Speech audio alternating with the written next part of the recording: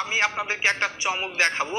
তার মানে আমি আপনাদেরকে একটা গুরুত্বপূর্ণ স্ট্রাকচার শিখাবো, যে স্ট্রাকচারটা শিখে আপনি আজ থেকে শত শত সেন্টেন্স লিখতে পারবেন এবং বলতে পারবেন। আর এই স্ট্রাকচারটা শেখার জন্য আপনার কোনো গ্রামারের নিয়ম আপনার শেখা লাগবে না, শুধু একটা কৌশল লাগবে। দেখুন আমি লিখে দিয়েছি স্ট্রাকচারটা। স্ট্রাকচার হচ্ছে ভার্ব দিয়ে শুরু, মানে সাবজেক্ট বিহীন সেন্টেন্সগুলো আমরা লিখবো, সেটাই হচ্ছে এই স্ট্রাকচারটা।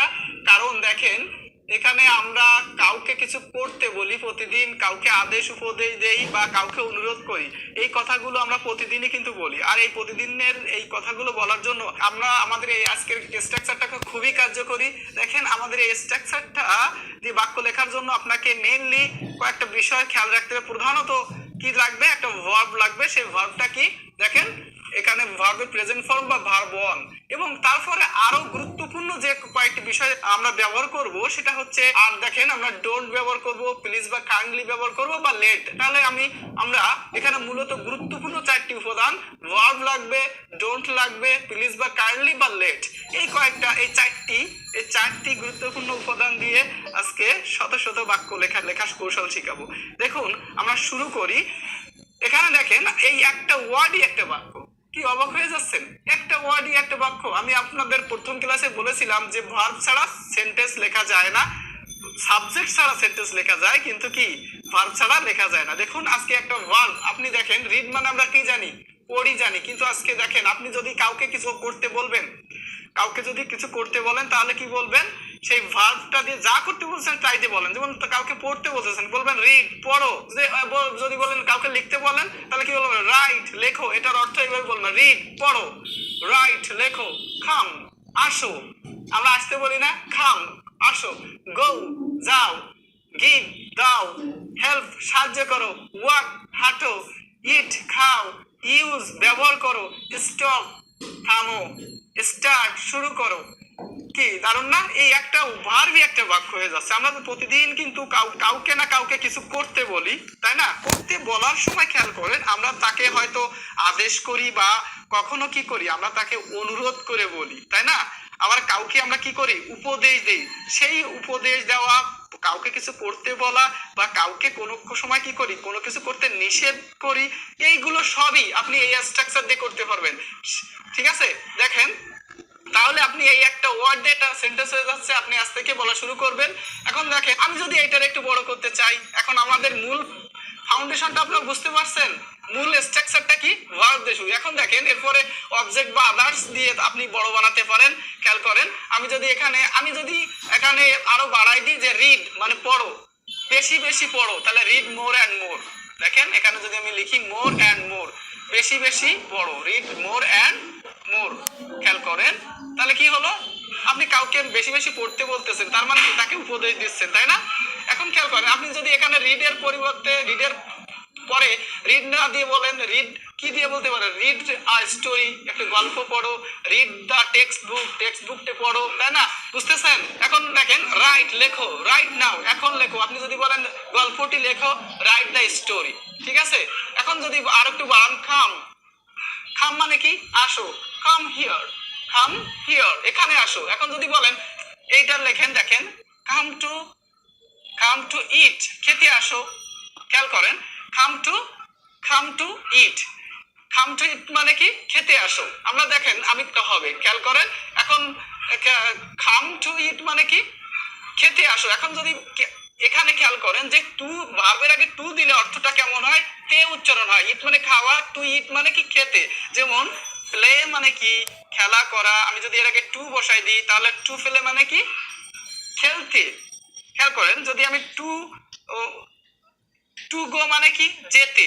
এখন আপনি এখানে ভার্ব চেঞ্জ করবে, আমরা বলি না খেতে আসো, ঘুমাতে আসো, পড়তে আসো, তাই না? আমরা কি বলবো, কাম টু ইট খেতে আসো, কাম টু রিড পড়তে আসো, কাম টু স্লিপ ঘুমাতে আসো। এইভাবে আপনি শত শত সেন্টেন্স লিখতে পারবেন।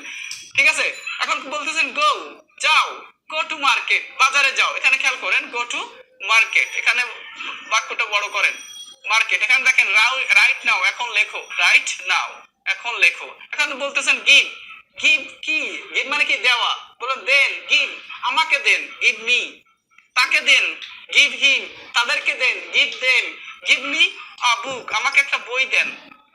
গিভ মি আ বুক, আমাকে একটা বই দেন। এখন যদি বলেন আমাকে এক গ্লাস পানি দেন, তাহলে কি বলবেন? Give me a glass of water. বুঝতেছেন? দেখেন হেল্প, হেল্প করেন, সাহায্য করেন। আপনি বলবেন হেল্প মি, আমাকে সাহায্য করেন। হেল্প দেন, তাদেরকে সাহায্য করেন। হেল্প দ্য পুয়ার, গরিবদের সাহায্য করেন। এখানে সুন্দর সুন্দর দেখেন সেন্টেন্স তৈরি হচ্ছে। এখন যদি হাঁটো, ওয়াক মানে কি হাঁটো, কেমন ভাবে হাঁটো? স্লোলি হাঁটো বা কুইকলি হাঁটো। তাহলে আমরা বলতে পারি স্লোলি মানে ধীরে হাঁটো বা জোরে হাঁটো। ওয়াক কুইকলি, দ্রুত হাঁটো। এখন দেখেন ইট, ইট কুইকলি আমি যদি বলি তাড়াতাড়ি খাও। ইট কুইকলি মানে কি? তাড়াতাড়ি খাও বা আস্তে খাও। ইট স্লোলি। ঠিক আছে? ইউজ ইট, এটা ব্যবহার করো।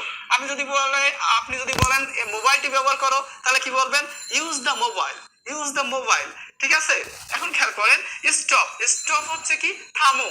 স্টপ আমরা অনেক কিছু থামতে বলি। এখন খেয়াল রাখবেন স্টপ, স্টপ এবং স্টার্ট ভার্বটার পরে যদি কোনো ভার্ব বসাই আইএনজি যোগ করে কথা বলবো। যেমন স্টপ রাইটিং, স্টপ রাইটিং, লেখা বন্ধ করো। এখন আপনি যদি বলেন খেলা বন্ধ করো, তাহলে বলবেন স্টপ প্লেইং। যদি বলেন খাওয়া বন্ধ করো, স্টপ ইটিং। ঠিক আছে? বুঝতেছেন? পারবেন?